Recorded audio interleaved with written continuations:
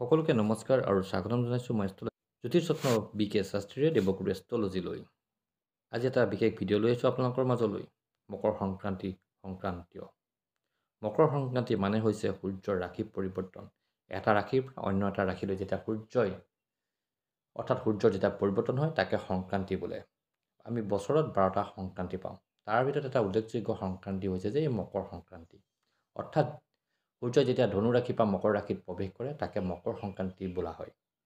আৰু ইয়াক ভাগ্য আদিত্য বুলিও কোৱা হয়। অৰ্থাৎ মানুহৰ জীৱনলৈ পৰিৱৰ্তন আহে, সুখ সমৃদ্ধি ভাগ্য আদি সকলো আহে সূৰ্যদেৱৰ কৃপাত। ইয়াৰ মূল মন্ত্ৰ হৈছে যে আমি যথেষ্ট হাৰ্ড ৱৰ্ক কৰিব লাগিব নিজৰ এচিভমেণ্ট পাবৰ কাৰণে। এই 2024 বৰ্ষৰ মকৰ সংক্ৰান্তিৰ সময়কাল হৈছে 14 জানুৱাৰী ৰাতি 2:45 পৰা 15 জানুৱাৰী অৰ্থাৎ সোমবাৰ পুৱা 9 বজালৈকে।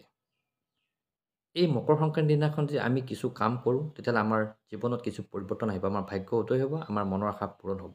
আমি কি কৰিব লাগিব মকৰ সংক্ৰান্তিৰ দিনাখন? 1. তিল আৰু গুড় সেৱন কৰিব লাগিব। এই কথা শাস্ত্ৰত উল্লেখ আছে। তিল আৰু গুড় সেৱন কৰিলে আমাৰ যিসমূহ গ্ৰহৰ দোষ থাকে সেই দোষসমূহৰ পৰা আমি পৰিত্ৰাণ লাভ কৰিম, অৰ্থাৎ আমি পৰিত্ৰাণ পাম। 2. সূৰ্য উদয় হোৱাৰ আগতে আমি শোৱা পাতি ত্যাগ কৰিব লাগিব।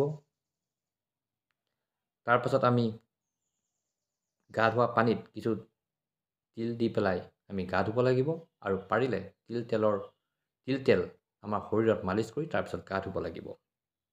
4. আৰু তাৰপিছত আমি চফা কাপোৰ পৰিধান কৰিব লাগিব। 5 নম্বৰ, তাৰপিছত আমি অগ্নিদেৱক সেৱা কৰি অৰ্ঘ্য প্ৰদান কৰিব লাগিব। লগতে কিছু মিঠা বস্তু আমি অগ্নিদেৱক অৰ্পণ কৰিব লাগিব আৰু পাৰিলে অগ্নিদেৱৰ সন্মুখত 108 বাৰ অগ্নিদেৱৰ বীজমন্ত্ৰ ওম অগ্নিয়ে নমঃ আপুনি উচ্চাৰণ কৰিব, সুফল লাভ কৰিব। আৰু 6 নম্বৰ হ'ল সূৰ্যদেৱক জল দি নিজৰ ভালৰ বাবে আপুনি প্ৰাৰ্থনা জনাব। পাৰিলে জল দিয়াৰ আগতে 7 বাৰ গায়ত্ৰী মন্ত্ৰ উচ্চাৰণ কৰিব, অতি সুফল লাভ কৰিব। আৰু এটা কথা মনত ৰাখিব যে এই কামসমূহ আপুনি সোমবাৰে ৰাতিপুৱা 9 বজাৰ আগত কৰিব লাগিব, তেহে সুফল পাব। আশা কৰিছোঁ এই ভিডিঅ'টি আপোনালোকক উপকৃত কৰিব আৰু মই ভিডিঅ'টি ইয়াতে সামৰি মাৰিছোঁ আৰু সকলোকে মাঘ বিহুৰ ওলগ যাচিছোঁ। ধন্যবাদ।